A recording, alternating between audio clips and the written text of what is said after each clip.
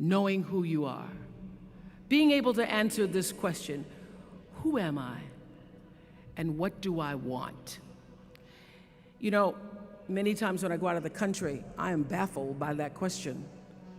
To explain what is your occupation. I've stood there for 10 minutes. Well, am I a talk show host? Well, I'm more than a talk show host. Am I a businesswoman? I'm a businesswoman. I'm more than a businesswoman. Am I an entrepreneur? I'm more than an entrepreneur. So I just leave it blank or self-employed. So I'm not asking for the roles that you play as daughters. I'm not asking that question. What are the roles that you play as a daughter, as a friend, as a sister? You're going to be a lawyer, you're going to teach, you're going to be a pharmacist.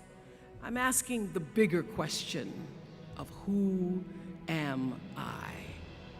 Who am I really? My answer is I am God's child.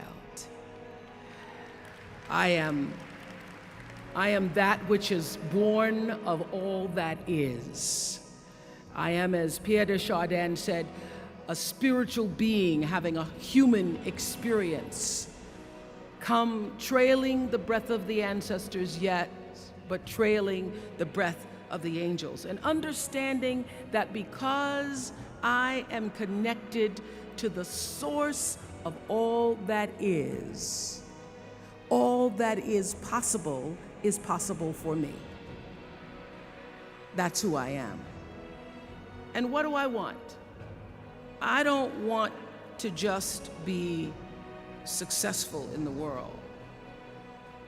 I don't want to just make a mark or have a legacy. The answer to that question for me is I want to fulfill the highest, truest expression of myself as a human being. I want to fulfill the promise that the Creator dreamed when He dreamed the cells that made up me. What do I want? You must have some kind of vision for your life. Even if you don't know the plan, you have to have a direction in which you choose to go. I never was the kind of woman who liked to get in a car and just go for a ride. I had a boyfriend who would say, let's just go for a ride. I want to know, where are we going? Do we have a destination? Is there a plan? Or are we just riding? What I've learned is that's a great metaphor for life. You want to be in the driver's seat of your own life, because if you're not, life will drive you. So, knowing who you really are in this space and time that we embody. That's number one. What do you want? Who are you? Number two, you must find a way to serve. Martin Luther King said that not everybody can be famous, but everybody can be great, because greatness is determined by service. Now, we live in a world where everybody wants to be famous and where we admire people for just being famous. We think being known brings us value. The truth is, all of that will fade in time. In 3 years, you won't be able to name the housewives of Atlanta. The real truth is that service and significance, service and the significance that you bring to your service is that which is lasting. So to be able to, whatever your occupation or job or talent or gift is, our honorees today getting doctorate degrees, to apparently opposite fields, HIV and AIDS and the spoken word.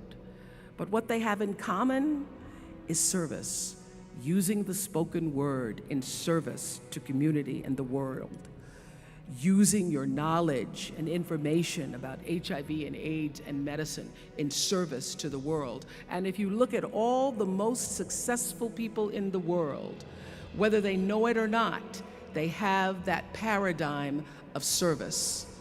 Everybody's talking about Mark Zuckerberg and IPO. Service. Jay-Z rapping. Service. Through the word, to people, through song. For many years, I was really just happy to be on TV, and people would stop and say, "Oh, you on TV?" "Yeah, I'm on TV. I like being on TV. It's a nice job." And it was about the time that I received my honorary doctorate from Spelman around 1993, so I don't know if that had something to do with it. I thought of myself as Dr. Winfrey. That I went back and I took a long look at what it was I was doing on TV and made a decision that I was no longer going to just be on TV, but I was going to use TV as a platform, as a force for good, and not be used by TV. And I will tell you, my decision to make that significant change in the way I operated on television, using television as a service, changed my career exponentially. Service through medicine, service through art, using whatever it is you produce, your product, as a way of giving back to the world. When you shift the paradigm of whatever it is you choose to do to service, and you bring significance to that, success will, I promise you, follow you. Service and significance equals success. That's number 2. Number 3, it's so simple, but so hard to do. Always do the right thing. Always.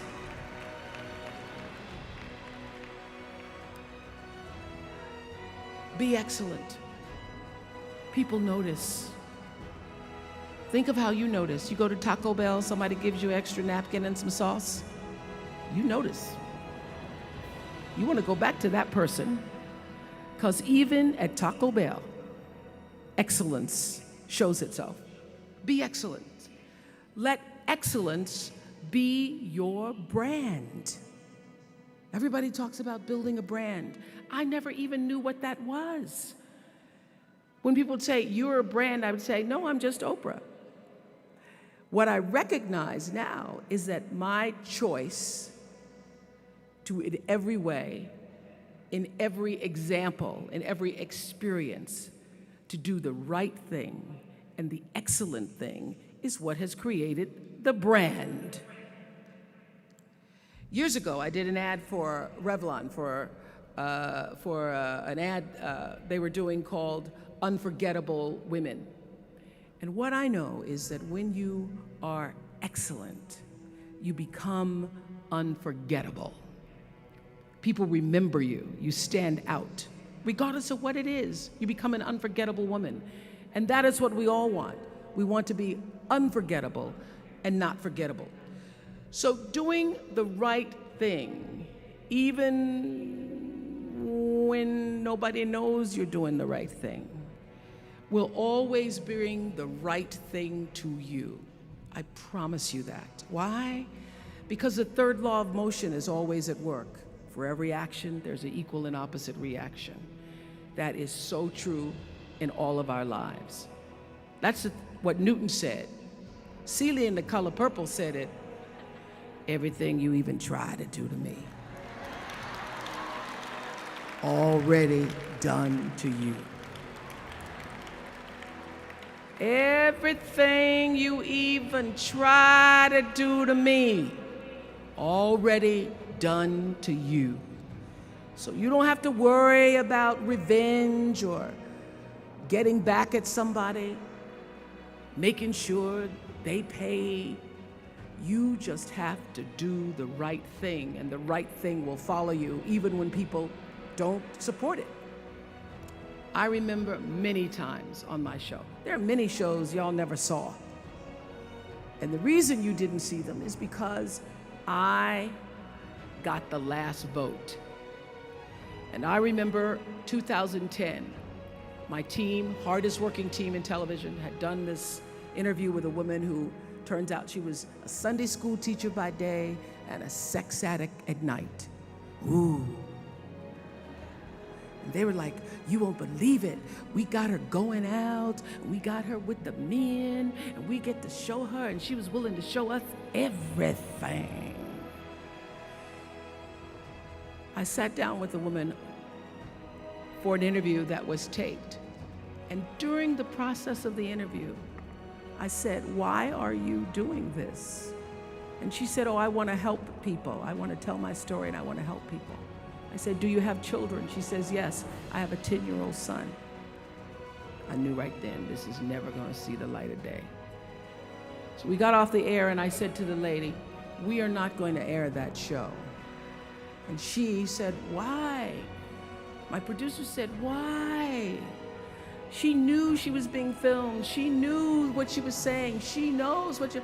I said, because her son will never get over it. Her son will never get over it. And it's not worth a rating point to me. Not worth a rating point to me to know that there's a 10-year-old boy who's destroyed because his mother went on the Oprah Winfrey Show and told all her business. You do the right thing, even when other people think it may not be. And oftentimes, when you make a decision to do the right thing, immediately you're faced with doubt. Was that the right thing? Was that the right decision? I don't know, was that the right thing? You always know it's the right thing, when in the end, there is peace. You are rewarded by peace in knowing that you did the right thing. The most important thing I have come to know in doing the right thing and making the right choices is understanding what we talked about yesterday. All of you leaving here have the potential for enormous success. There's a price that comes with that. People don't always like you, and they're not always happy for you. And if you surround yourself with people who are not accustomed to your success, they become fearful, they become scared, because you are reflecting back something to them that they don't recognize. Now, they're not going to say, you know, I'm very fearful, because you're reflecting back to me something I don't recognize. They're going to say, you know what they're going to say? They're going to say, who she thinks she is. Who she thinks she is. That only happens when you are around people who do not mean and want and aspire to the best for you. People who want the best for you want you to be your best. So my greatest advice to you is to surround yourself with people who are going to fill your cup until your cup runneth over. So when people say you're so full of yourself, you can say, yeah.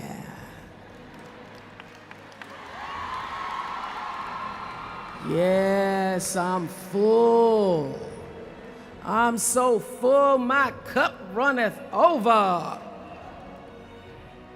And to know that once your cup runneth over, you cannot spend your life with your gallon-size offerings, offering them to pint-sized people.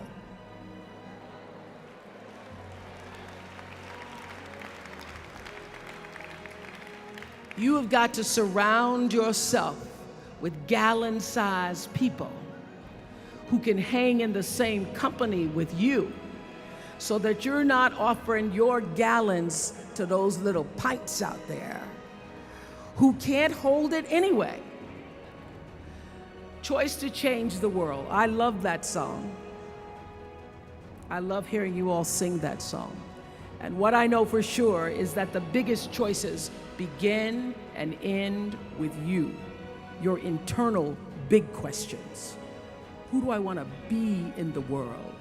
my relationship to source energy, to all that is God. I'm not talking about what you believe in God. I'm talking about your experience of that which is all life, which is divine and universal. I'm talking about the big deal. Being connected and aligned with that. When you are tuned in and charged into that, whenever you feel empty, you go inside yourself and you connect to the source, and you know that all things are possible. To know that, and to choose to do the right thing in service and significance, I promise you, you will create a vessel of service for yourself first, because you have to honor yourself first. You have to give to yourself first, otherwise you have nothing to give away. You will create a vessel for yourself, for your family, your community, and the world.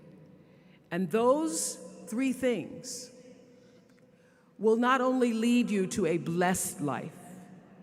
I stand as a witness. My life is so blessed, I can't even take it in sometimes. It will lead you not just to a gifted life and a rewarding life that fills you up, but a sweet life. That's what you want. You want the sweetness. You want it to be so sweet, so that even when the storms come, and they will, you'll know, this too shall pass. This too shall pass. The storm is passing over, and you shall not be moved, because you know who you are. When you can do that, grace will follow you, grace and glory. And when they see you coming, it ought to make them proud. I have spent hundreds and hundreds and hundreds and thousands of hours talking to spiritual leaders and teachers, and not just spiritual leaders and teachers who have been deemed so, but thousands of people who came from levels of dysfunction, who came from levels of pain, who were suffering, who were challenged in their progression of trying to be the best human beings they could be. And they allowed themselves the opportunity to come on our show, the Oprah Winfrey Show, and share their stories. I am one who believes in the sharing of stories. I believe in the process of sharing, period, because I know that all life gets better when you share it. And those thousands of people who have been guests on the show, and many of them who are also audience members, have been my greatest teachers. And I would say that one of my gifts, and it's everybody's job to know what your gift is. So when I talk about my gift, I'm not bragging, it's just fact. It's just a fact. It's a gift. Yes. One of my gifts that I've had since I was a little girl growing up in Mississippi, being raised on a tiny little acre farm with my grandmother, is that I knew how to pay attention. I was a great observer of life. And I grew up believing that I was indeed, for sure, God's child. It's because every Sunday I sat in our little church down the road, a dirt road from where my grandmother lived, no running water, no electricity. I was saying this to my great niece who's 8 the other day, and she said, "It sounds like Little House on the Prairie." And I go, it kind of was. No running water, no electricity, but the church is down the road from us. And we could hear the singing as I was getting dressed for Sunday school. And I'd always sit on the left-hand side, the left pew in the second row.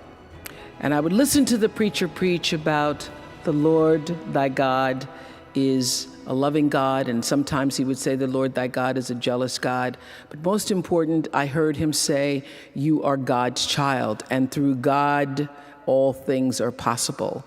And I literally took him at his word, so that by the time I was had to leave my grandmother because she became ill, and I was sent to live in Milwaukee with my mother, who had 2 other children, I got beat up on the playground because when people would ask me, who is your daddy?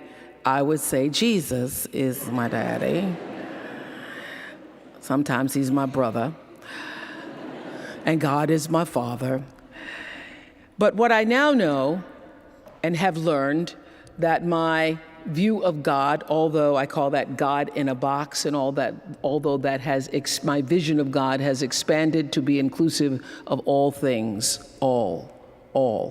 God is all, God is law, God is all, in all things. Not just the guy sitting up with the beard. And now that that view of God has expanded, I still understand how important it was for a little colored girl. We weren't even black yet, not to mention African American. You know what I mean, Harry?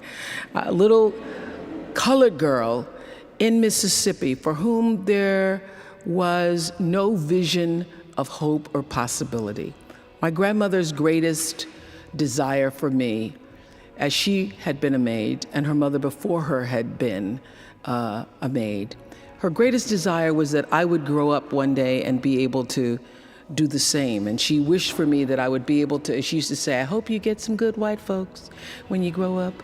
I hope you get good white folks who treat you good. So my grandmother would have no idea of the life that I now lead with good white folks who are working for me. She just wouldn't get it. She wouldn't get it.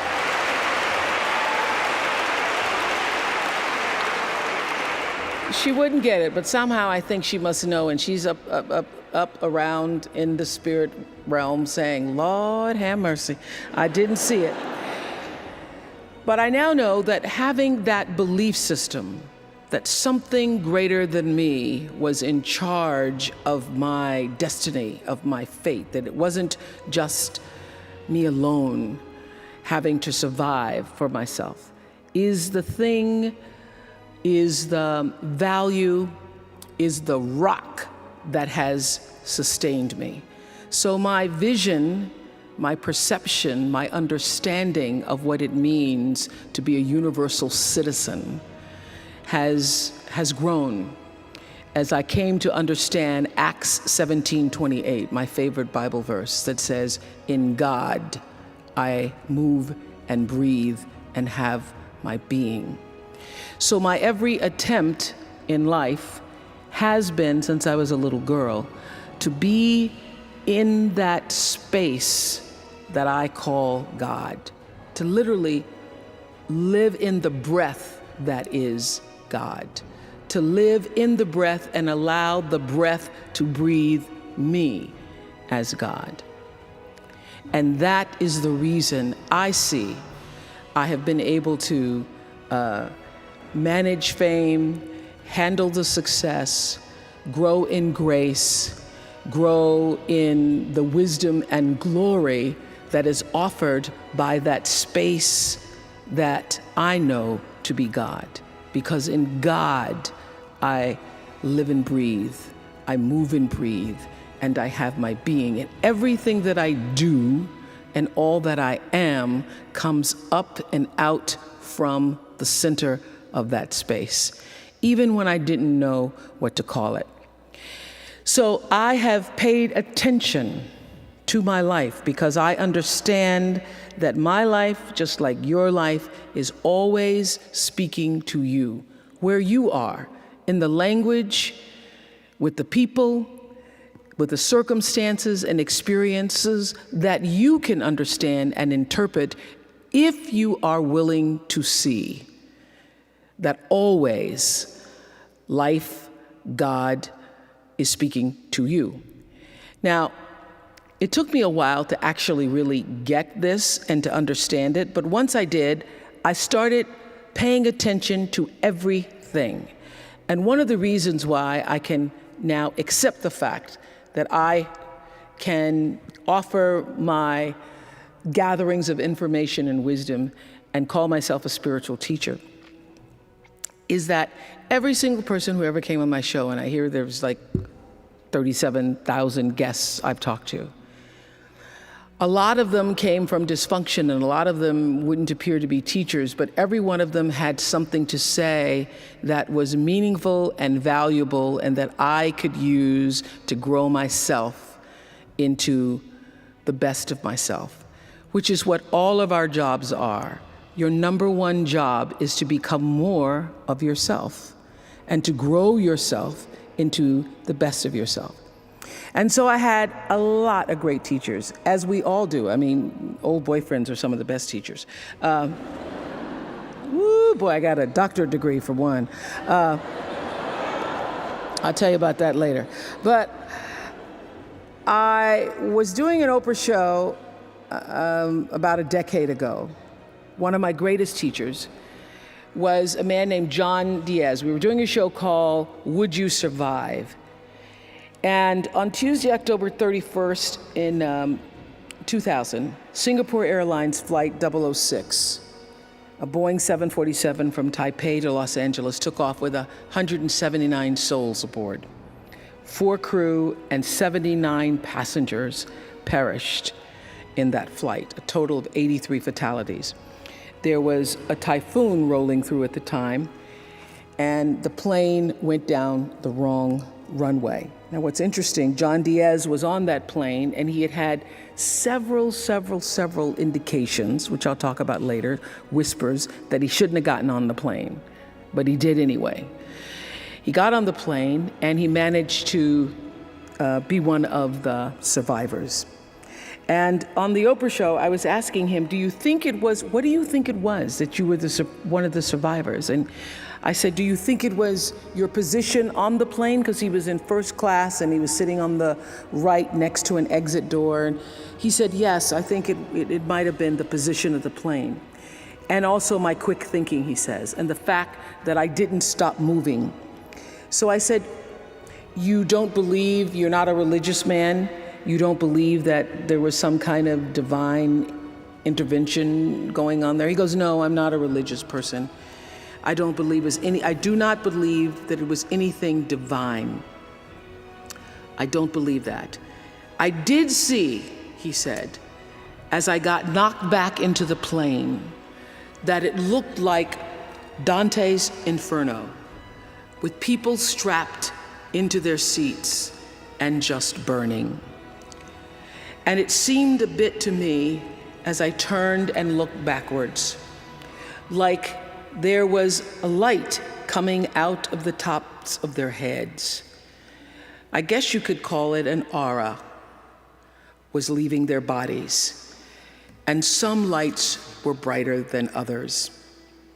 It changed, he said, it changed me. It gave me a new kind of spirituality, in a sense, that I now believe somehow, I don't know how, but life continues on somehow through that light.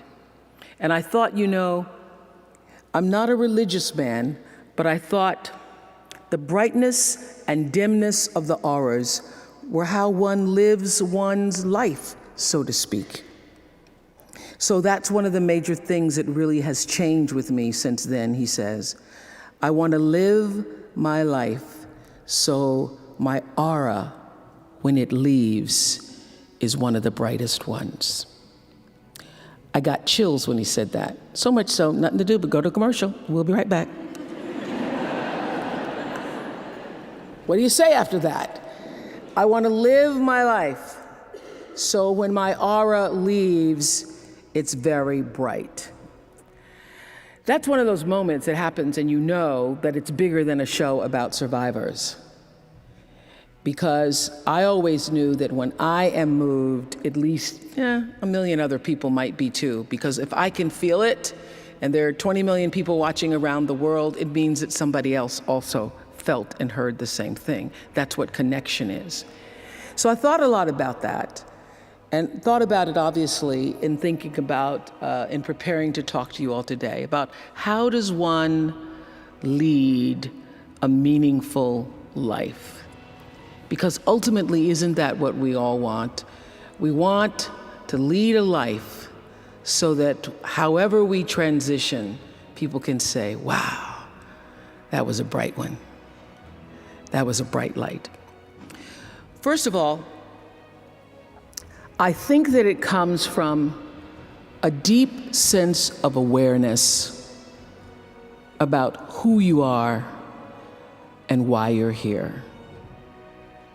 It comes from being in touch with, on a regular basis, the appreciation and the holy gratitude that should fill each of our hearts on a regular basis, just knowing what a privilege it is to be here and to be human.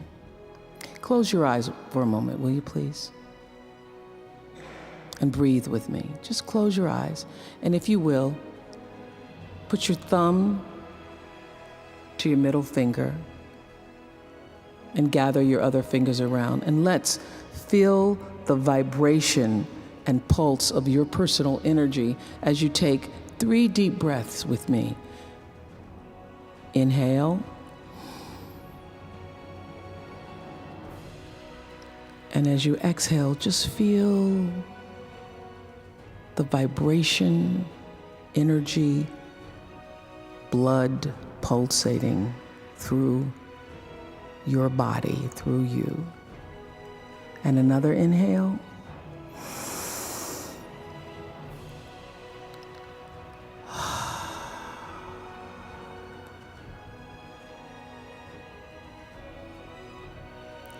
And another inhale.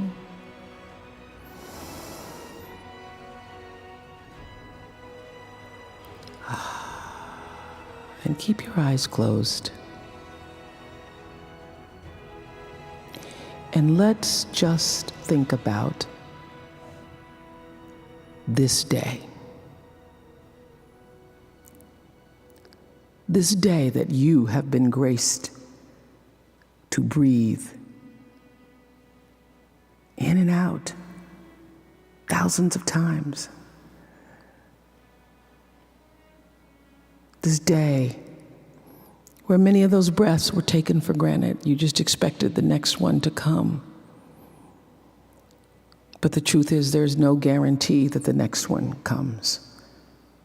This day, how you started your day, what your thoughts were this morning, how you've carried yourself through this day, how you've been allowed to have encounters and experiences, some challenging, some more life-enhancing, that pushed you forward another day of being here on the planet Earth as a human being. Let's just think about that. After all you've been through, in this day alone, and the many days and years past, how you got here to this prestigious, esteemed university, the choices you made that have brought you to this day.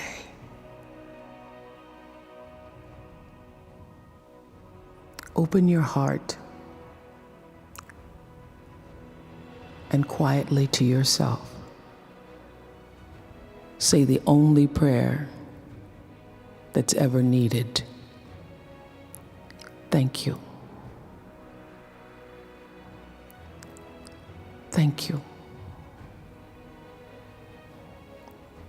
Thank you. You're still here. And you get another chance this day